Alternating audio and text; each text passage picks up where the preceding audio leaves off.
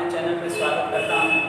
देखिए दोस्तों, आज हम शुरू कर रहे हैं क्लास 10th का सेकेंड चैप्टर, जिसका नाम है बहुपद, जिसको इंग्लिश में बोलते हैं पॉलिनोमियल्स। तो आइए दोस्तों, आज हम समझते हैं पॉलिनोमियल्स क्या होते हैं, बहुपद क्या होते हैं। बहुपद के बारे में समझेंगे, बहुपद के घात के बारे में समझेंगे दोस्तों, और बहुपद के शून्य के बारे में समझेंगे दोस्तों, कि बहुपद का शून्य क्या होता है, बहुपद का घात क्या होता है। इन सब चीजों को आज हम डिस्कस करेंगे दोस्तों आप लोगों के सामने। और दोस्तों, एक मेरा सेशन चल रहा है जिसका नाम है basic maths by Arun Pratap. उस सेशन में आप लोग जाइएगा और दोस्तों बहुत ही बेसिक से बिल्कुल जीरो लेवल से जो चीजें उसमें चल रही है, जो कमजोर से कमजोर स्टूडेंट भी उसको समझ सकते हैं दोस्तों। तो किसी भी प्रकार का कंफ्यूजन अगर यहाँ पे हो तो जरा दोस्तों उस वीडियो को भी आप लोग देखिएगा। तो आइए दोस्तों हम शुरू करते हैं बहुपद। तो बहुपद होता क्या है, सबसे पहले हम समझेंगे बहुपद होता क्या है दोस्तों। तो देखिए दोस्तों, बहुपद, देखिए दोस्तों, बहुपद का शाब्दिक अर्थ निकल के आ रहा है दोस्तों, आपको कुछ समझ में आ रहा होगा, बहु से बहुत और पद। इसका मतलब दोस्तों, जब किसी व्यंजक में कई पद एक दूसरे से कनेक्ट हो दोस्तों, यानी प्लस और माइनस से जुड़े हो, कोई ऐसा व्यंजक हम लिखें जिसमें कई टर्म हो, कई पद हो, और एक दूसरे से दोस्तों जब वह, जैसे ax² plus bx plus c लिख दीजिए दोस्तों, 3x प्लस 9 लिख दीजिए दोस्तों, या 3x³ plus 2x² plus 4x plus 8 इस टाइप से लिख लीजिए दोस्तों। तो देखिए दोस्तों, बहुपद को हम डिफाइन कैसे करते हैं कि कई पद, ऐसे व्यंजक जिसमें बहुत सारे पद हों और एक दूसरे से कनेक्ट हों प्लस और माइनस चिन्ह के साथ, तो उसको हम दोस्तों कहेंगे बहुपद, जिसमें केवल और केवल एक ही वेरिएबल हो।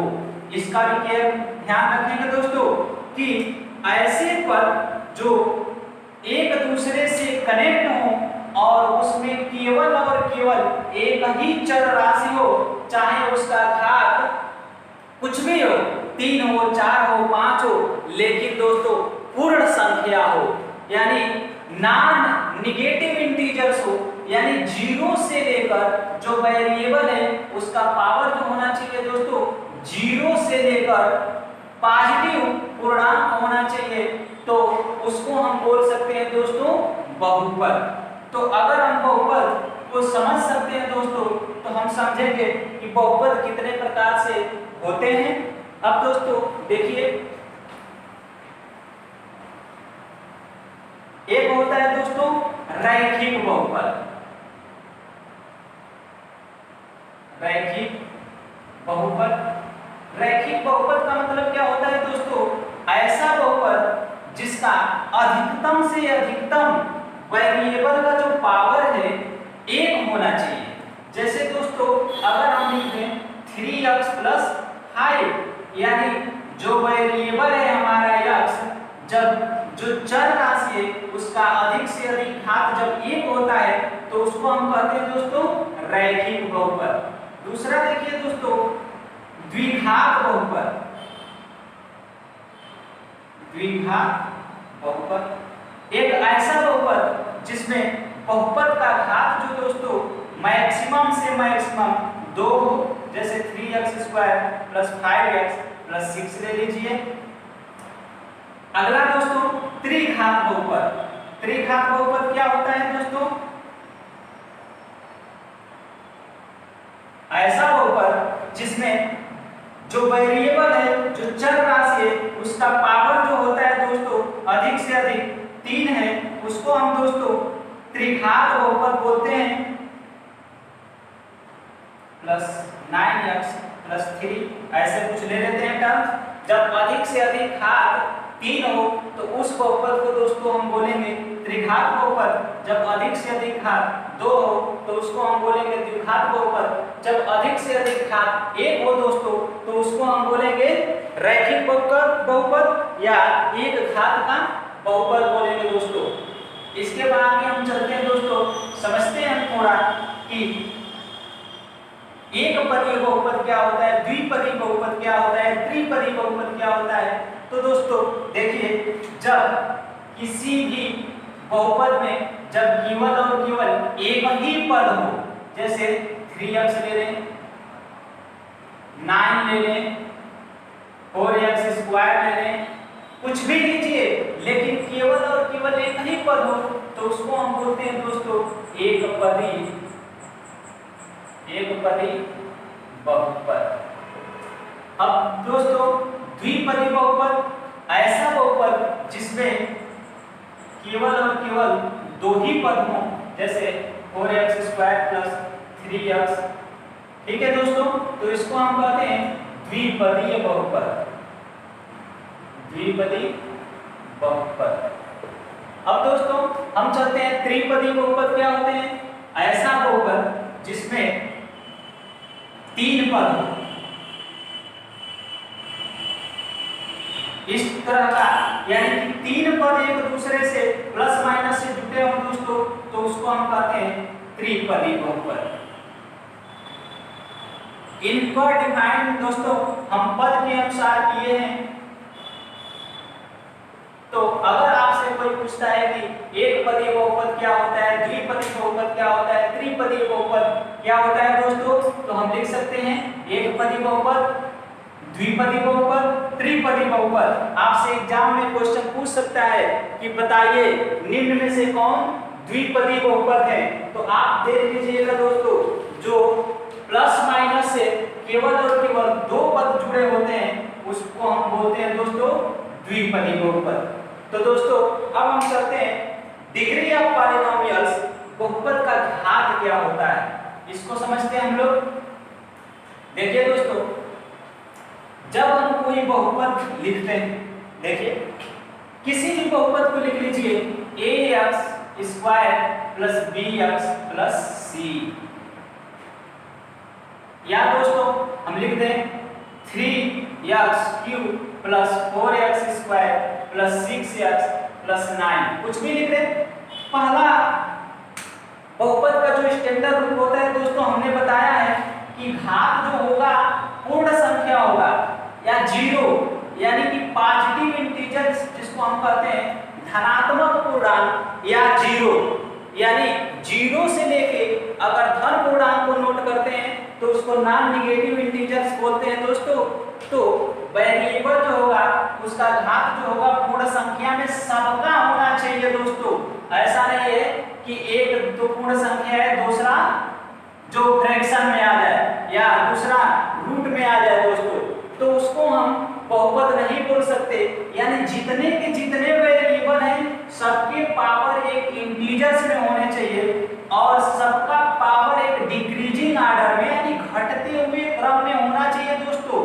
अगर इस क्रम में आपको कहीं भी दिख रहा हो दोस्तों, तो जो मैक्सिमम पावर होता है किसी भी बहुपद का, जो मैक्सिमम पावर यानी हाईएस्ट जो पावर होगा दोस्तों, तो वही आपका डिग्री ऑफ पॉलिनोमियल्स, यानी अगर पॉलिनोमियल्स आपसे पूछता है दोस्तों तो आप कहेंगे 3। यानी कि अगर बहुपद कोई लिखा हो और उसका हमको घात पूछ रहा हो या डिग्री पूछ रहा हो, अगर घात कहे या डिग्री कहे दोस्तों, तो उसको हम लिखते हैं 2 लिखेंगे। यानी किसी बहुपद का सबसे पहले हम क्लियर करेंगे दोस्तों कि बहुपद है कि नहीं है। अगर बहुपद है तो बहुपद का घात बताना है दोस्तों, तो हम हाईएस्ट पावर को चूज करेंगे, चाहे हाईएस्ट पावर कहीं भी लिखा हो। अगर आपसे लिखा हो दोस्तों 3x square plus 5x plus 9x cube plus 6, अगर इस टाइप से भी लिखा हो तो दोस्तों सबसे पहले हम चूज करेंगे कि बहुपद है कि नहीं। अगर बहुपद दिख रहा हो आपको, तो जहां कहीं भी जो वेरिएबल होगा उसका मैक्सिमम पावर जो होगा दोस्तों, जो अधिक से अधिक घात होगा, वह हमारा क्या कहलाएगा, डिग्री ऑफ पॉलिनोमियल्स यानी बहुपद का घात कहलाएगा दोस्तों। अब दोस्तों हम लोग पढ़ते हैं आगे।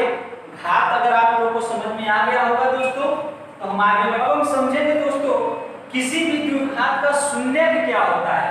द्विघात हम की तरफ थोड़ा सा बढ़ते हैं दोस्तों। अब द्विघात बहुपद, इसमें हम पढ़ेंगे बहुपद का शून्यक।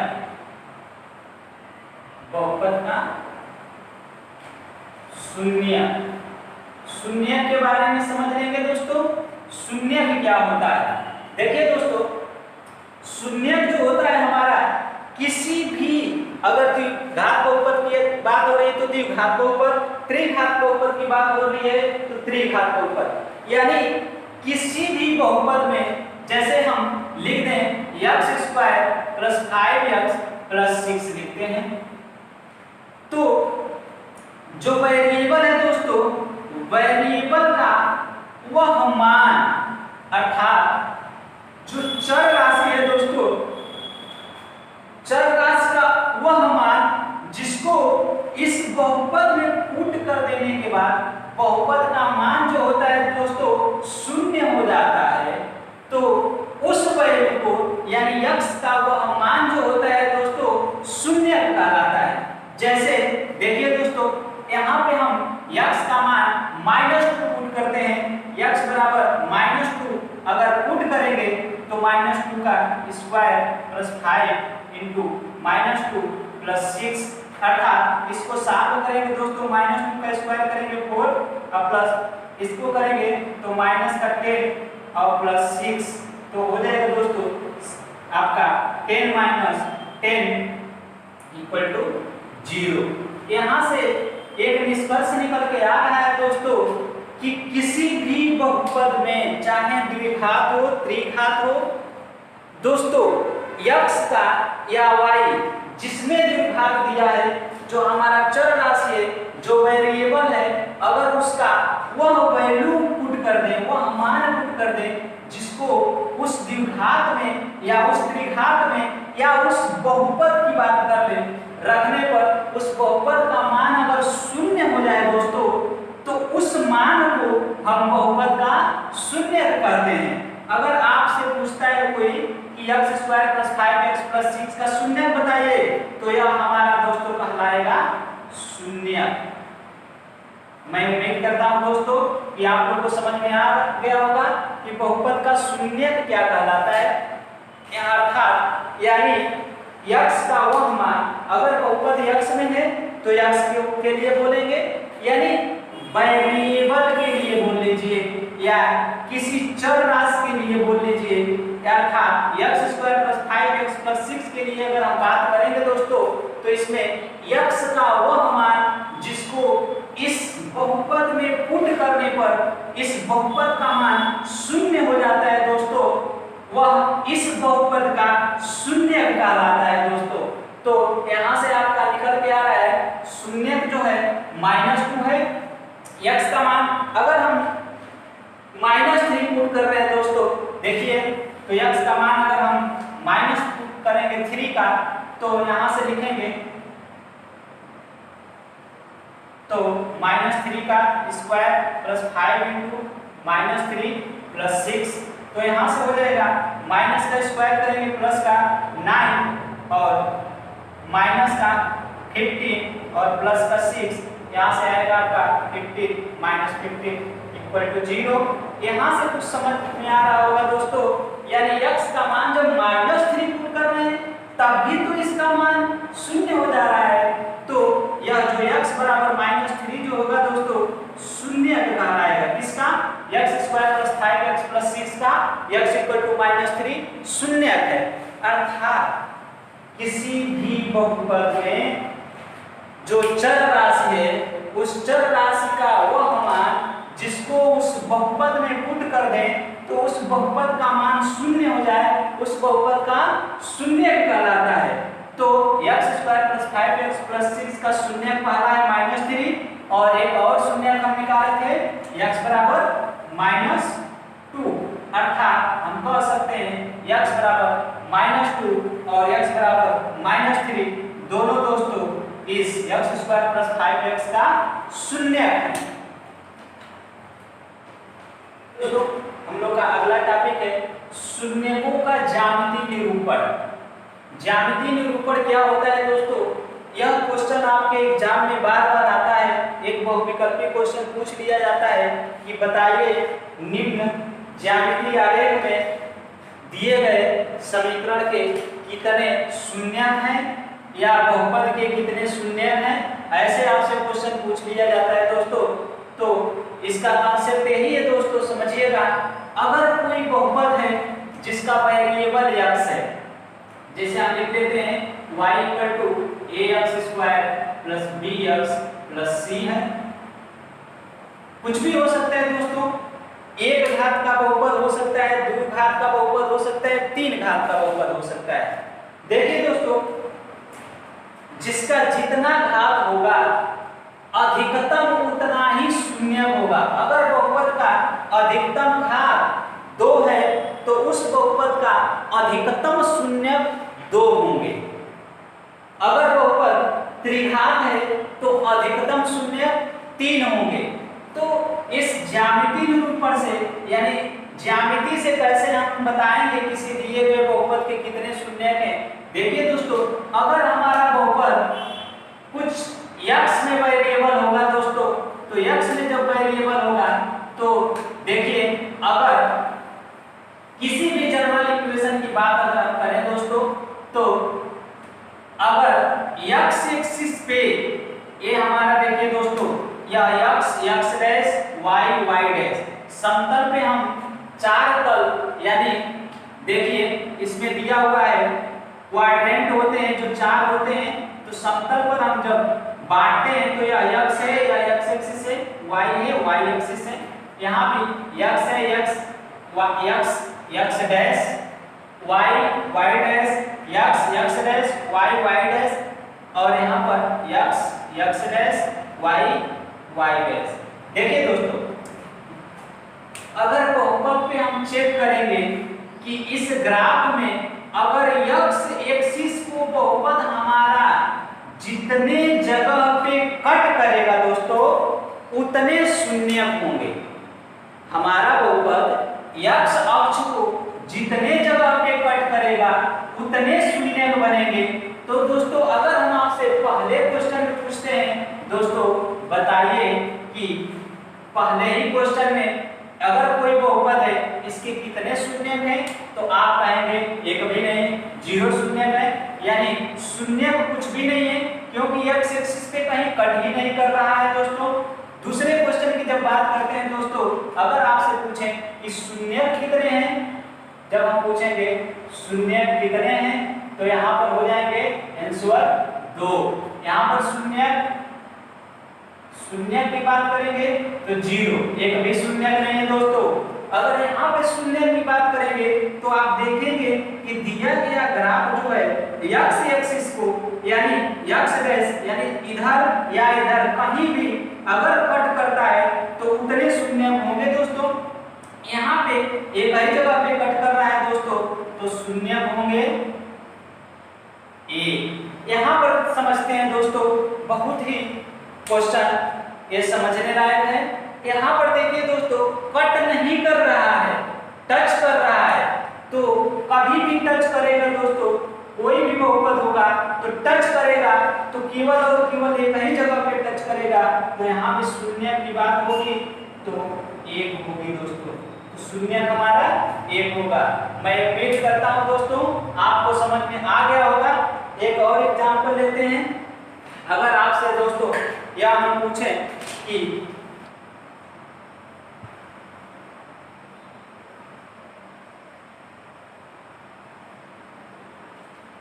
अगर हम आपसे पूछते हैं दोस्तों कि बताइए इसमें कितने शून्य हैं, तो आप तुरंत x एक्सिस पे देखेंगे या जो ग्राफ है कितने जगह पे कट किया है, तो 1 2 3, तो 3 जगह पे कट किया है।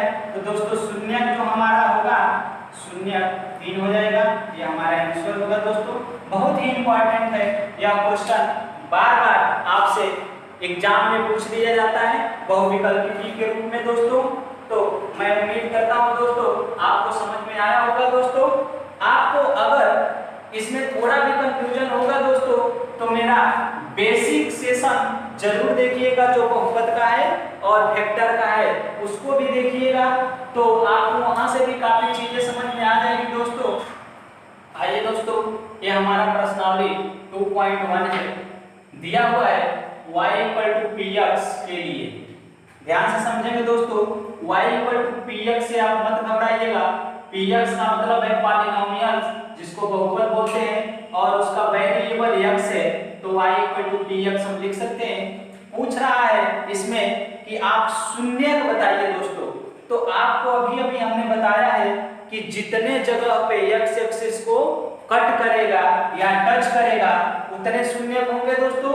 तो देखिए पहला क्वेश्चन हमारा है x रेस पे या y एक्सिस है, x एक्सिस को कहीं भी नहीं कट कर रहा है, तो शून्यक हो जाएगा दोस्तों। शून्यक इसके 0 होंगे। यहाँ पर देखिए दोस्तों, यह x एक्सिस को एक स्थान पे कट कर रहा है, तो शून्यक हो जाएंगे 1। यहाँ पर देखिए दोस्तों, x एक्सिस को 3 जगहों पर कट कर रहा है, तो यहाँ दोस्तों हो जाएगा शून्यक आपका 3 हो जाएगा दोस्तों। यहाँ पर हम आते हैं दोस्तों, तो हमारे x एक्सिस को यहाँ 2 जगहों पे कट कर रहा है, तो शून्यक हो जाएगा दोस्तों हमारा 2। यहाँ पर देखिए दोस्तों, यहाँ पर ये हमारे x एक्सिस को 4 बिंदु पे कट कर रहा है, तो शून्यक हो जाएंगे 4। इसको समझते हैं दोस्तों, एक और एक वह बिंदु जहां टच कर रहा है और यह, तो यहाँ पे शून्य की बात करेगा तो शून्य हो जाएंगे 3। मैं उम्मीद करता हूं दोस्तों आप लोग को काफी अच्छे से समझ में आया होगा। तो दोस्तों मेरे चैनल को आप लोग सब्सक्राइब कर लीजिए, लाइक करिए और दोस्तों में शेयर करिए। अगर आपको किसी भी प्रकार की कोई दिक्कत होती है दोस्तों, तो कमेंट बॉक्स में जाकर के कमेंट करिए, और जिस तरह का वीडियो आपकी जरूरत हो तो आप बताइए मुझे। उस टॉपिक पे आपको अच्छे से अच्छे वीडियो लेकर आते रहेंगे। थैंक यू दोस्तों।